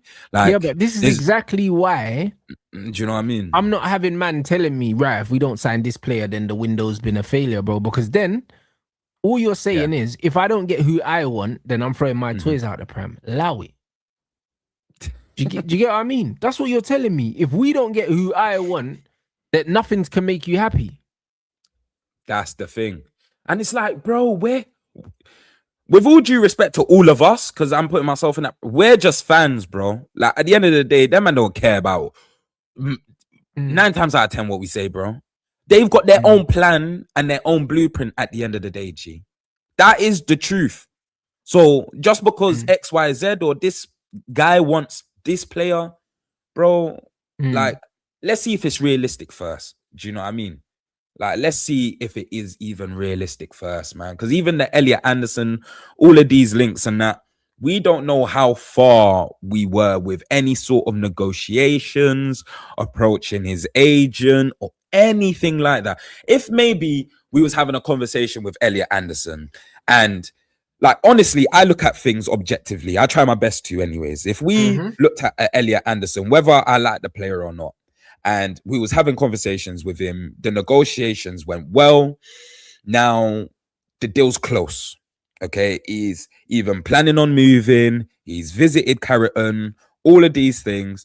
Then I would be like, how on earth did we miss out for him for a rival club? I don't like that. Because me, I do like a bit of bragging, rats. Like, know who we are.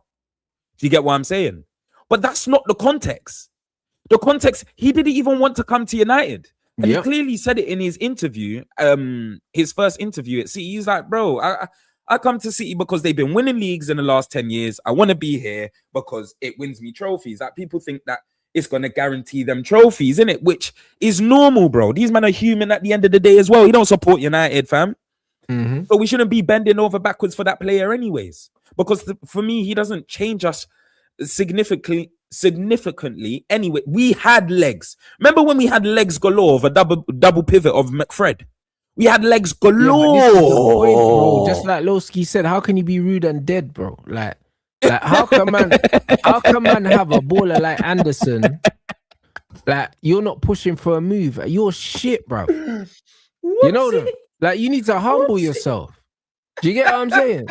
Like, how can you be moving like that the way you play football? It's crazy. Oh, that is like hilarious. You need to be going on strike to join man's football club for me to pay that kind of money for you. Do you know what I'm saying? Like, bro, you need to be going on strike. You know what I'm saying? Like, bro, you need to be front and back page of the newspaper. Man ain't going work. Because that's what should be going on, because you're meaty. Do you know what I mean? So to have that kind of attitude is mad to me. Do you get it? So I understand why Manchester United are saying, you know what? Unless players actively want to play for us, we don't want you. I like that, because that's how big clubs move, bro. Do you know what I'm saying? Big clubs don't try and offer man more money to play for them, bro. That's what little man do to compete.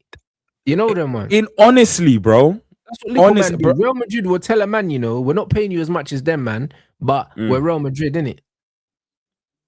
That's what they do. Still. That's what they do. That's what bad man do, bro. That's what bad man do. That's how bad man get gal blood. It's like, bro, I'm not spending the peas. I'm not spending the peas. She's with me because she wants to be with me. You have to pay to play. I don't. You know them, man. And that's the reality, bro. Like, Man United don't have to pay to play, bro. They don't. And if they have to pay to play, these are not the players we want. Yeah. These are not the players we want, bro. We want players that want to play for us, bro. That's how it should be. That's how big dogs move, fam. If you're not choosing us outright, fuck off and go over there. The same way Pep Guardiola says at Man City, if anyone's unhappy, they can leave. Because that's how real G's move, bro. If you don't want to be here, see you later. See you later. You don't beg man to stay, bro. That's not what big dogs do, bro. We don't beg man to play for us. You get me? Like, we don't do that. We should never do that, man. We should never do that, because this man to the left of me, bro, honestly, I love this guy in the AIG shirt, bro. But you see that last season where, as you even said, man, he said that he even felt hostage, bro. Like, Fergie begged him to stay just one more season, man. Like, see those little things. That's when the jury is out for me when it comes to, like, the loyalty, innit? Like, if you don't want to play for us, then you can cut. There was a time when Wayne Rooney was gonna leave us, bro, and he was gonna go to Chelsea, weren't it? He was linked with Chelsea, because he was like, yo, Man United, remember, bro. Like, what's going on? You man ain't spending no money. Like, exactly, Like, it was 2010. It was after Ronaldo left. Man, I got Valencia overlapping me, bro, instead of CR7. It's like, bro, it's like, what are we doing, man? You know what I'm saying? No, Valencia. No, wait. With the black boots. No, Valencia. Wait. No, Valencia. Wait. You see Valencia, broski. No one could chat shit for this guy.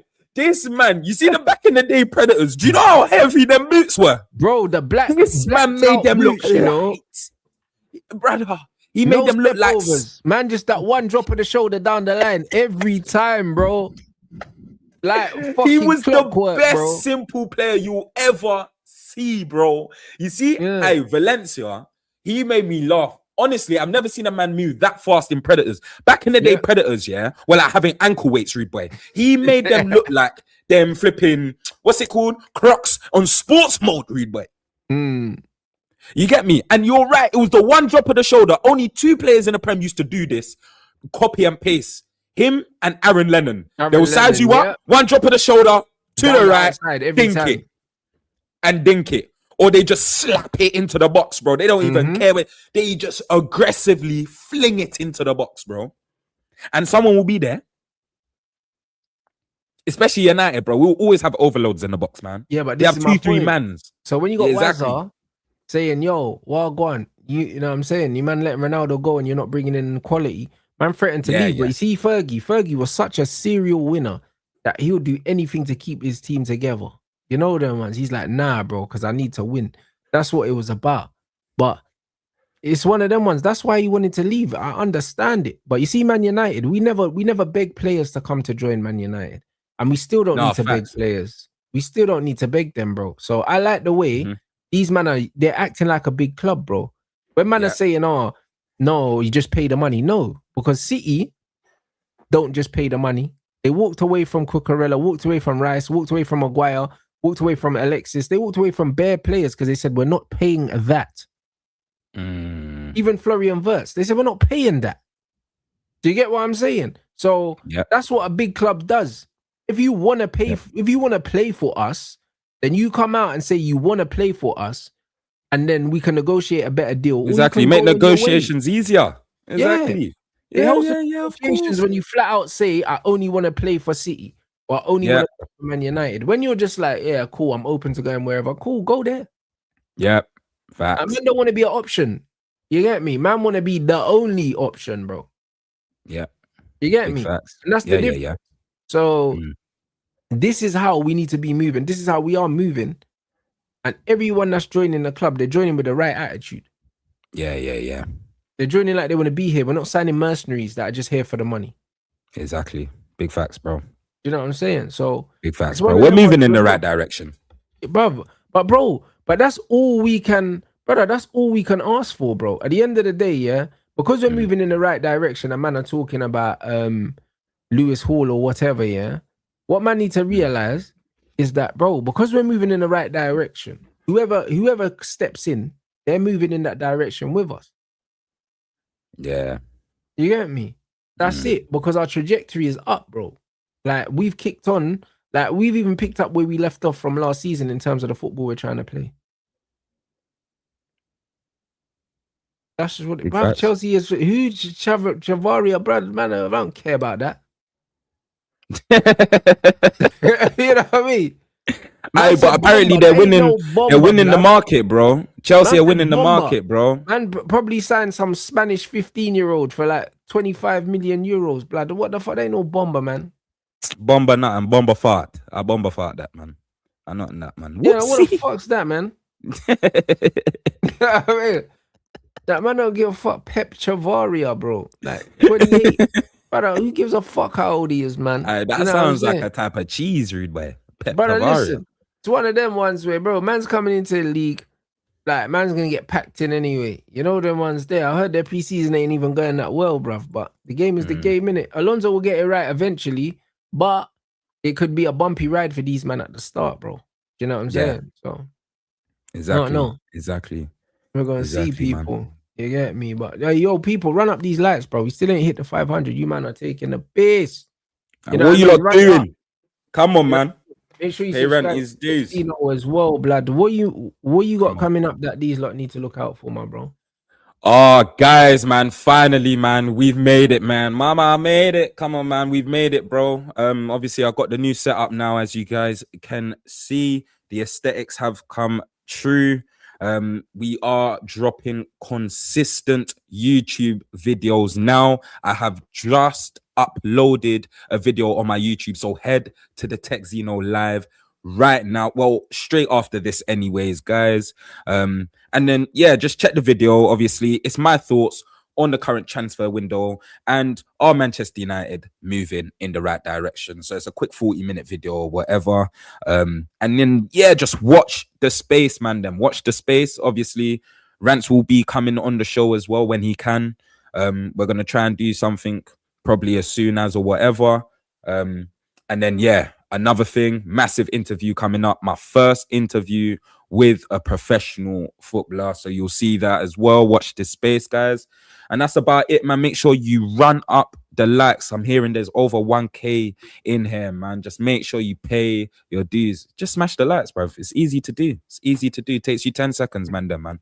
No, facts. And Steve, big up. Facts. There's a billion left backs out there. The club needs a slap across the face if they pay 70 million for a left back just to make clickbait happy for hacks happy. Bro, this is what I mean. 70 M's But a man in such a trivial position, bro, where we've literally just seen City convert 2 midfielders into fullbacks, bro. Exactly. Nah, bro. Like, do you know what I mean? Fullback is not a specialist position in the modern game. Like, it used to be. Do you know what I mean? Being able to get down the line, overlap, put in crosses, but it's not a specialist. It's not a specialist position no more. If anything, it's a jobs for the boys thing. Like, it's going back to the manager's Sundays. You know them ones where manager's son just plays right back. Like, like, it's that. You reminded me of someone. Don't kill me. Yeah, this is what I mean, though, bro. Like, right back used to be the manager's son position, and now that's what football is now. It's just the manager's son thing. The fullbacks, like, it could be anyone. Yeah. The manager's son's either cold or meaty, you know. It's literally one of the two, bro. There's no in between, fam. They're either cold or meaty. It's like it's one out of the two, cuz literally, like, big up, man. Big up, man. Big up, That's man. it, Let's man. show But every no, time, listen, man. people. Hey, big up yourselves anyway. You already know what time it is. You know what I mean? Run up the lights, people. And yeah, man, back again tomorrow, people. Gang business.